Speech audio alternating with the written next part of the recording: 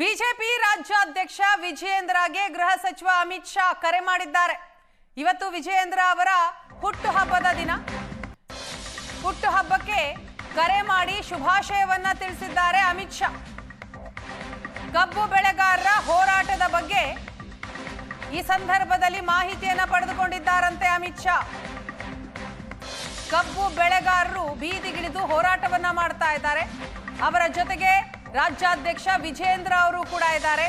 ನಿನ್ನೆ ರಾತ್ರಿಯೂ ಕೂಡ ಧರಣಿ ನಿರತರಾದಂತಹ ವಿಜಯೇಂದ್ರ ಧರಣಿ ಸ್ಥಳದಲ್ಲಿಯೇ ನಿದ್ರೆ ಮಾಡಿದ್ರು. ಇವತ್ತು ಬೆಳಿಗ್ಗೆಯೂ ಕೂಡ ಅದೇ ಸ್ಥಳದಲ್ಲಿ ಇದ್ದಾರೆ. ಈಗ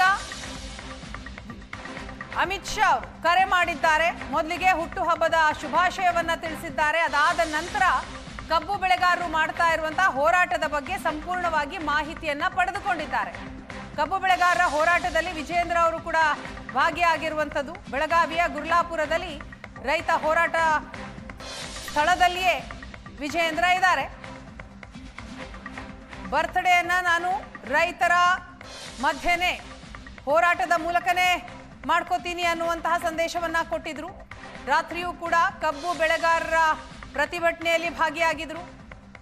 ಇವತ್ತು ವಿಜಯೇಂದ್ರ ಅವರ ಹುಟ್ಟುಹಬ್ಬ. ಹಾಗಾಗಿ ಅಮಿತ್ ಶಾ ಅವರು ಕರೆ ಮಾಡಿ ಹುಟ್ಟುಹಬ್ಬದ ಶುಭಾಶಯವನ್ನ ತಿಳಿಸಿದ್ರು. ಅಷ್ಟೇ ಅಲ್ಲ, ಕಬ್ಬು ಬೆಳೆಗಾರರು ಮಾಡ್ತಾ ಇರುವಂತಹ ಹೋರಾಟದ ಕುರಿತಾಗಿ ಮಾಹಿತಿಯನ್ನ ಕೂಡ ಪಡೆದುಕೊಂಡಿದ್ದಾರಂತೆ.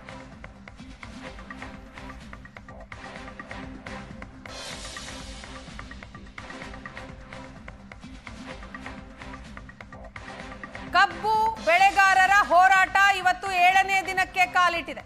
ಬೆಳಗಾವಿ, ಬಾಗಲಕೋಟೆ, ವಿಜಯಪುರ ಸೇರಿದ ಹಾಗೆ ಹಲವು ಜಿಲ್ಲೆಗಳಲ್ಲಿ ರೈತರು ಬೀದಿಗಿಳಿದು ಹೋರಾಟ ಮಾಡ್ತಾ ಇದ್ದಾರೆ. ಕಬ್ಬು ಬೆಳೆಗಾರರ ರೋಷಾಗ್ನಿ ದಿನೇ ದಿನೇ ಜಾಸ್ತಿ ಆಗ್ತಾ ಇದೆ. ಸರ್ಕಾರದ ವಿರುದ್ಧ ಆಕ್ರೋಶ ವ್ಯಕ್ತಪಡಿಸ್ತಾ ಇದ್ದಾರೆ.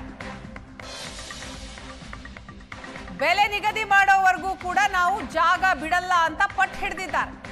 ಗುರ್ಲಾಪುರ ಕ್ರಾಸ್ ಬಳಿ ರಾಜ್ಯ ಹೆದ್ದಾರಿಯನ್ನ ಬಂದ್ ಮಾಡಿ ಪ್ರತಿಭಟನೆಯನ್ನ ಮಾಡ್ತಿದ್ದಾರೆ. ನಿನ್ನೆ ಗುರ್ಲಾಪುರ ಕ್ರಾಸ್ನಲ್ಲಿ 60,000 ರೈತರು ಪ್ರತಿಭಟನೆಯಲ್ಲಿ ನಿರತರಾಗಿದ್ರು. ಇವತ್ತು ಕೂಡ ಪ್ರತಿಭಟನೆ ನಡೀತಾ ಇದೆ. ಇವತ್ತು ಭಾರೀ ಸಂಖ್ಯೆಯಲ್ಲಿ ರೈತರು ಜಮಾವಣೆ ಆಗಲಿದ್ದಾರಂತೆ.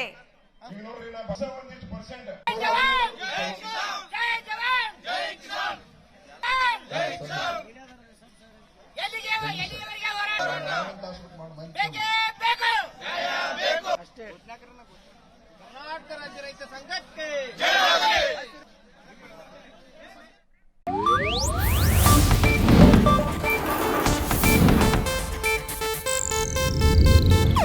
ಇದು ಏಷ್ಯಾನೆಟ್ ನ್ಯೂಸ್ ನೆಟ್ವರ್ಕ್ ಪ್ರಸ್ತುತಿ.